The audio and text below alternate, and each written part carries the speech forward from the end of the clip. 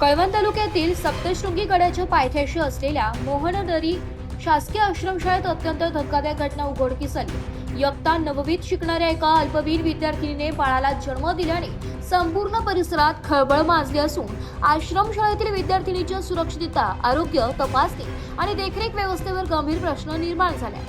या प्रकरणी पोलिसात गुन्हा दाखल करण्यात आलाय।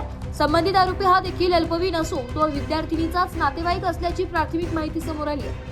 त्याला बाल न्याय व्यवस्थेनुसार बाल सुधारक गृहात पाठवण्यात आल्याची माहिती आदिवासी विकास विभागाचे अप्पर आयुक्त दिनकर पावरा यांनी दिली आहे। शासकीय आश्रमशाळांमध्ये विद्यार्थिनींची नियमित आरोग्य तपासणी आणि मासिक पाळीबाबत वैद्यकीय नोंदणी घेतल्या जात असल्याचा दावा केला जातो। मात्र विद्यार्थिनी गर्भवती असल्याची बाब प्रसूती होईपर्यंत संबंधित यंत्रणेला लक्षात आली नाही। त्यामुळे शाळा प्रशासन, वसतिगृह व्यवस्थापन आणि आरोग्य यंत्रणेच्या कार्यपद्धतीबाबत अनेक प्रश्न उपस्थित होत आहेत। या घटनेची सखोल चौकशी करण्याचे आदेश देण्यात आले असून चौकशीत दोषी आढळणाऱ्या अधिकारी व कर्मचाऱ्यांवर कठोर कारवाई केली जाईल असे अप्पर आयुक्त दिनकर पावरा यांनी स्पष्ट केले आहे। दरम्यान या गंभीर प्रकरणाची निपक्ष चौकशी करून जबाबदारांवर कठोर कारवाई करण्याची मागणी विविध स्तरातून होत आहे। तर कळवण प्रकल्पातील मोहनदरी आश्रमशाळेत एका अल्पवयीन मुलीला गर्भधारणा झाली अशी घटना समोर आलेली आहे।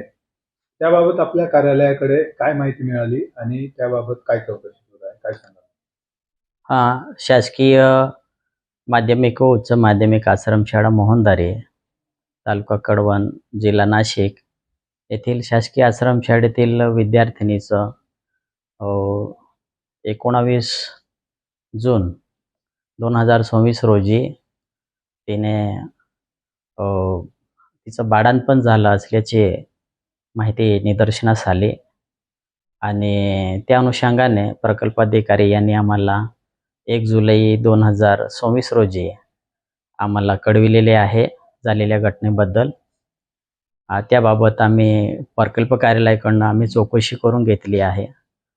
सदर विद्यार्थिनी शासकीय आश्रमशाळेत निवासी विद्यार्थिनी म्हणून शिकत होती आणि ती उन्हाळी सुट्टीत गावी गेली होती।